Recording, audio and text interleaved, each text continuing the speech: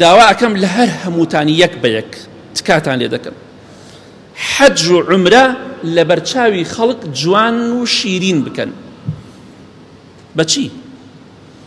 بەوەی کە لە عومرە و حەج گەڕایتەوە، ئەمە قسەیەکی عەشایریە، وەڵا ئەوێ بیتە مەلایکە، نابیتە مەلایکە، هەر ئینسان گوناه و تاوان نەکات، کەس نابێتە مەلایکە. لە شەرعا شتێک نەهاتەوە لە قورئان و حەدیثا بڵێ چوویتە حەج و عومرە ئیتر بیتە مەلایکە، شتی وان نییە. بەڵام خۆ ئەبێ کاریگەری ئەم عیبادەتە چەند مانگێک بەسەرتەوە بمێنێ، ڕەوشت و ئەخلاقت جوان بێ و جوانترکەی، قسەکانت جوانترکەی. هەیە دوو ڕۆژ سێ ڕۆژی پێ ناچێت لە عومرە دێتەوە هەر ئەڵێ عومرەی هەر نەکردو، حەجی نەکردو، هیچ کاریگەریەکی بەسەریوە نییە. ئەو حەج و عومرەی لە بەچاوی خەڵک جوانکەن. ڕۆژتە حەج و هاتیتەوە خەریکی قۆڵبڕین مەبە، خەریکی حرام خواردن و غەش و درۆ مەبە، خەریکی فێڵکردن مەبە.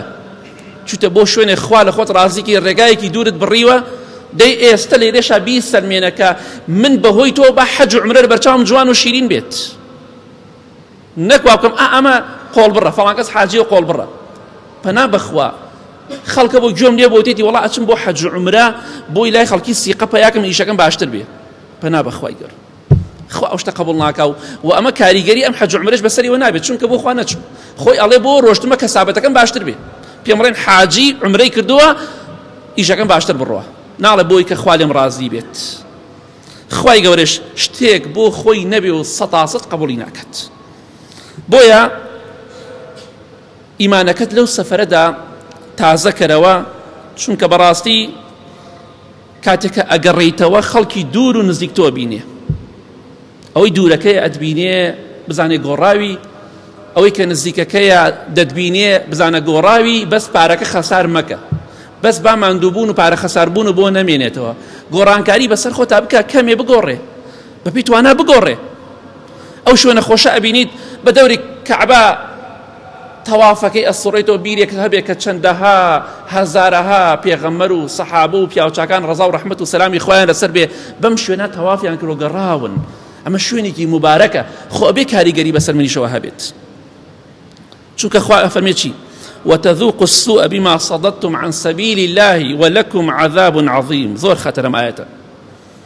خوای گەورە ئەفەرمێ ئەگەر ئێوە ببنە سەبەب و هۆکارێک بۆ ئەوەی خەڵکی لە دینی خوا دوورخەنەوە، خوای گەورە عەزابێک و ئێش و ئازارێکی سەختان لە دنیا و قیامەتە ئەدات. ولكم عذاب عظيم. ئەگەر ببنە سەبەب و هۆکارێک بۆی دین لە بەرچاو خەڵک ناشرین کەن، ئەمە خوا هەڕەشە لە کەسانێکە کە وعد و پەیمانەکانیان ئەشکێنن. هەر کەسێک لە ئێمە ببێتە هۆکارێک، ئەو دینە بما صددتم عن سبيل الله، ببمە هۆکارێک بۆی خەڵە دینی خوا دوور خەمەوە، بە ڕەوشتی ناشرینم، بە ئوسڵوبی ناشرینم، بە قۆڵبڕینم، بە غەش و خیانەت و فێڵکردنم، ئەو کاتە دڵنیا بەخوا ئەفەرمێ عەزابێکی گەورەتان بۆ هەیە، چونکە ئەو عیبادەتە ئەو دینە کاریگەری بەسەرتان و نەبووە بۆتە هۆکارێک، بوونەتە هۆکارێک بۆی خەڵکی لە دینی خوا دوورخەنەوە. با نەبینە هۆکارێک خەڵک حەج و عومرەی لە بەرچاو بکەوێ، پەنا بەخوا ببینە هۆکارێک خەڵک حەج و عومرەی لە بەرچاو شیرین و خۆشەویست بێت.